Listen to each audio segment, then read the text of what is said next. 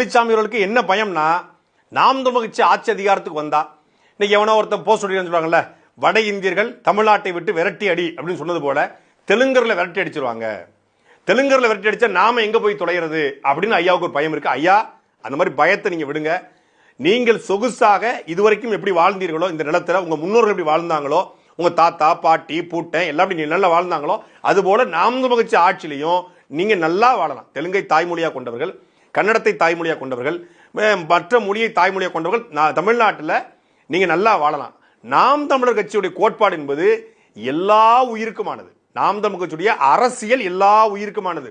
நாம் தமிழர் கட்சியுடைய அதிகாரம் எப்போதும் தமிழனுக்கானது. அதுதான் நாம் தமிழர் கட்சி வைக்கிறதே ஒழிய இங்க யாரும் வாழக்கூடாது, நாங்க விரட்டி அடியும் சொல்ல. வட இந்தியர்களை சொல்வது வட இந்திய போதைப் பொருளை விற்கிறான், வட இங்க கலாச்சார மாற்றத்தை உருவாக்குறான், இங்க தமிழ் பெண்களை தேடி தேடி காதல் திருமணம் செய்து அந்த பெண்களுக்கு குழந்தையை கொடுத்துட்டு விட்டுட்டு போயிடறான். திருப்பூர பல சம்பவம் நடந்துக்குது.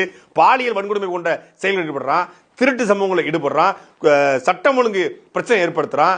நிறைய அடர்த்தியா உள்ள கூடி தமிழ்நாட்டுடைய நிலவியல் அமைப்பையே மொத்தமா மாத்த பார்க்கும்போது நாம் தமிழர் கட்சியுடைய தலைவர் சீமானவர்கள் நான் ஆட்சி அதிகாரத்துக்கு வரும்போது அவனாவே போயிருவான்.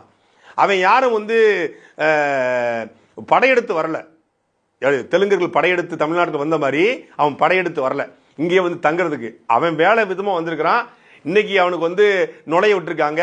இன்னைக்கு எந்த விதமான அனுமதி சீட்டும் இல்லாம, எந்த விதமான நுழைவு சீட்டும் இல்லாம கண்டமணிக்கு உள்ள வரான். அவன் கட்டுப்படுத்தப்படணும்.